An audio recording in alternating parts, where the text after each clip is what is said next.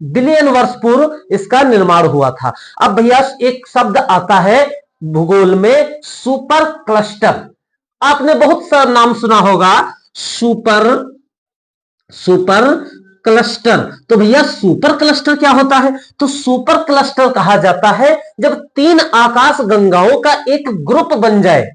जब तीन आकाश गंगाओं का एक ग्रुप बन जाए तब उसको कहा जाता है सुपर क्लस्टर। जैसे आपके स्कूल में कुछ बच्चों का समूह, आपके क्लास में कुछ बच्चे होंगे, 20, 50, 100 जो भी बच्चे होंगे, उसमें से कुछ बच्चों का एक समूह बना दिया, कह दिया कि इस समूह का नाम महात्मा गांधी समूह है, इस समूह का नाम चंद्रशेखर आजाद समूह है। सेम इसी प्रकार तीन आकाश गंगाओं के समूह को सुपर क्लस्टर कहा जाता है। कितनी? तीन आकाश गंगाएं। कितनी आकाश गंगाएं? तीन आकाश गंगाएं। क्या कहलाएगा? सुपर क्लस्टर कहलाएगा। तो भैया याद रखना, प्रश्न आएगा कि सुपर क्लस्टर किसे कहते हैं, आप लिखेंगे तीन आकाश गंगाओं के को सुपर क्लस्टर कहा जाता है। अब जो है हमारा जो सुपर क्लस्टर है, तो हमारा सुपर क्लस्टर में कौन कौन सी आकाश गंगाएं हैं? तो एक याद रखना, मंदाकिनी, ये तो हम खुद इसी में रहते हैं, मंदाकिनी। दूसरी कौन है? देवयानी, ये सबसे पड़ोस में हमारे आकाश गंगा है। हमारे सबसे पड़ोस में आकाश गंगा कौन सी? यानी मंदाकिनी के जो सबसे पड़ोस में आकाश गंगा है उसका क्या नाम है? तो देवयानी नाम है। क्या नाम है? देवयानी नाम है। यहीं पे एक और आकाश गंगा है यहीं पे एक और आकाश गंगा है जिसका नाम है NGCM33।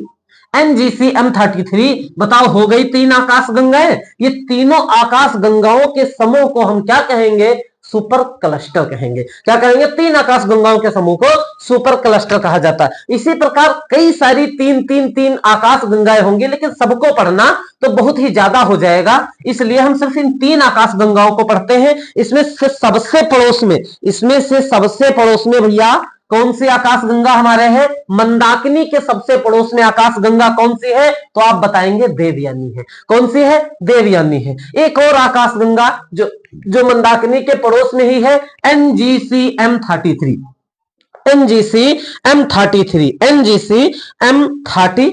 मंदाकिनी का सबसे चमकीला क्षेत्र कौन सा है? तो ओरियन नेबुला है। कौन सा है? ओरियन नेबुला है। ठीक है, मंदाकिनी का सबसे चमकीला क्षेत्र ओरियन नेबुला है। तो भैया मंदाकिनी की खोज किसने की थी? अब बात करें अगर मंदाकिनी को किसने खोजा था, तो गैलीलियो ने सबसे पहले अपनी दूरबीन से इसको देख लिया। सबसे पहले गैलीलियो ने अपनी दूरबीन से मंदाकिनी को देख लिया। तो मंदाकिनी की खोज भैया किसने की थी? मंदाकिनी की खोज गैलीलियो ने की थी। किसने? गैलीलियो ने खोज की थी। मंदाकिनी की खोज गैलीलियो ने की थी। अब रहा हमारा सूर्य। इस मंदाकिनी में भैया कहां पे है? चलिए देखते हैं।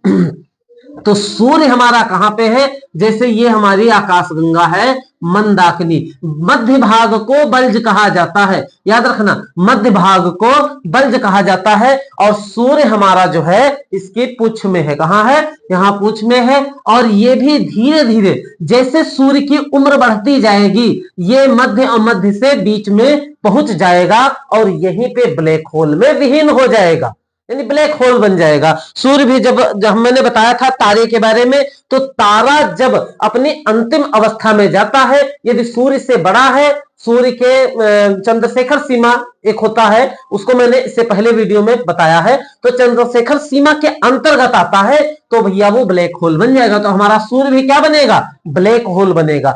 अब रही बात कि क्या सूर्य गति करता है?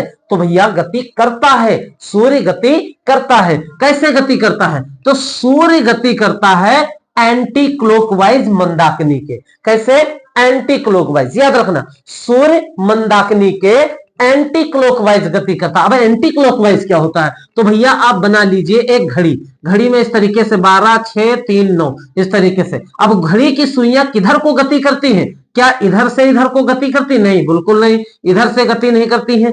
सूर्य घड़ी की सुइयां इधर से ऐसे गति करती है। ठीक है, ऐसे इस तरीके से गति करती है। तो इसको बोलते हैं, इस गति को बोला जाता है क्लॉकवाइज। क्या बोला जाता है? क्लॉकवाइज। लेकिन एंटी क्लॉकवाइज इसका उल्टा होता है। क्या होता है? उल्टा। तो हमारा जो सूर्य है वो एंटी क्लॉकवाइज यानी उल्टा गति करता है, ठीक है, घड़ी के विपरीत गति करता है।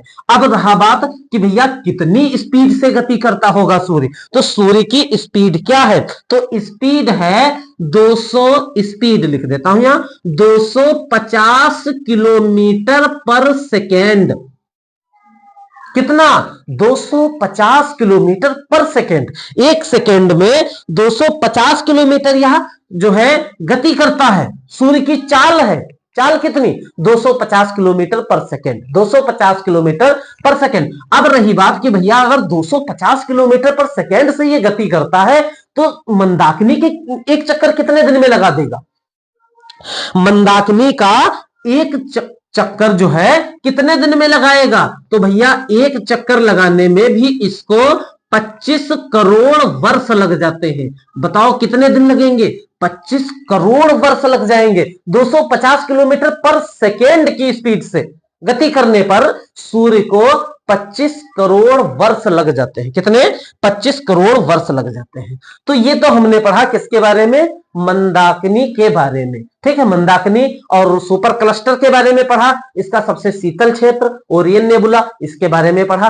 अब आइए देखते हैं कि इसी के अंदर सूर्य जहां पे है इसी के पूरे बनता है, क्या बनता है, सौर मंडल। सूर्य के परिवार से सौर मंडल बनता है, क्या बनता है, सौर मंडल। तो भैया सौर मंडल क्या होता है, तो सौर मंडल वह जो है सूर्य और उसके साथ उसके ग्रह और उपग्रह, इन सब को मिलाकर बनता है सौर मंडल। सूर्य ग्रह उपग्रह, सूर्य ग्रह उपग्रह क्या बनेगा, सौर मंडल बनेगा। क्या बनेगा, सौर मंडल। तो अब हम बात करते हैं कि सौर मंडल कैसे बना।